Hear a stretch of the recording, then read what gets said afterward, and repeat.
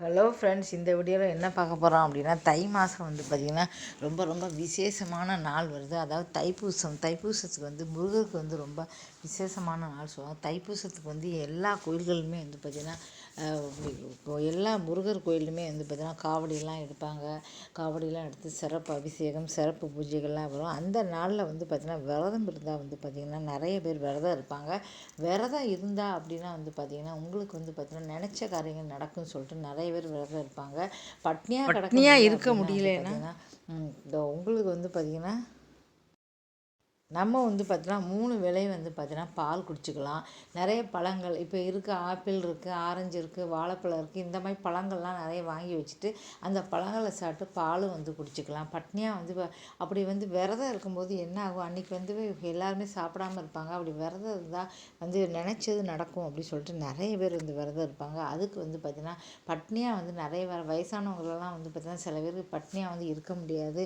அப்படிப்பட்டவங்களாம் என்ன பண்ணலாம், 3 வேளையும் பெரிய கிளாஸில் வந்து பால், அதுக்கப்புறம் வந்து ஆப்பிள், நிறைய பழங்கள் இருக்குது. எல்லா பழத்தையும் வாங்கி வந்து சாப்பிட்டுக்கலாம். 3 வேளையும் பழம் சாப்பிட்டுட்டு பால் குடிச்சிக்கலாம். அப்படி இருக்கும்போது வந்து பார்த்திங்கன்னா நிறைய பேருக்கு வந்து தெரியும், அந்த தைப்பூச நாளில் விரதம் இருந்து பால் பழம் சாப்பிட்டு விரதம் இருக்கும்போது கோயிலுக்கு போய் இப்போ சாமியை கும்பிட்டு வரும்போது என்ன ஆகும் அப்படின்னா உங்களுக்கு நினச்ச காரியங்கள் நடக்கும் அப்படின்னு சொல்லிட்டு தான் நிறைய பேர் வந்து விரதம் இருக்காங்க.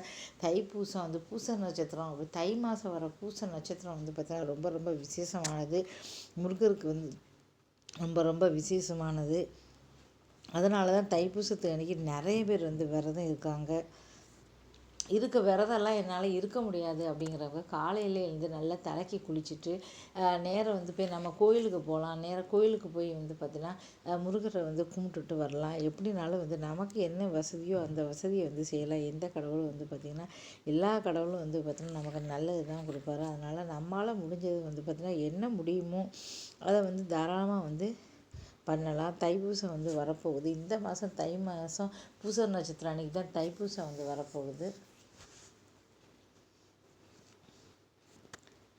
இந்த வீடியோ பிடிச்சா மறக்காமல் சேனலை வந்து சப்ஸ்கிரைப் பண்ணிக்கோங்க. தொடர்ந்து போடுற எல்லா வீடியோவையும் மறக்காமல் வந்து பாருங்கள். பெரிய லாங் வீடியோ பார்த்தா தான் வாட்சிங் ஹவர்ஸ் வந்து வரும்.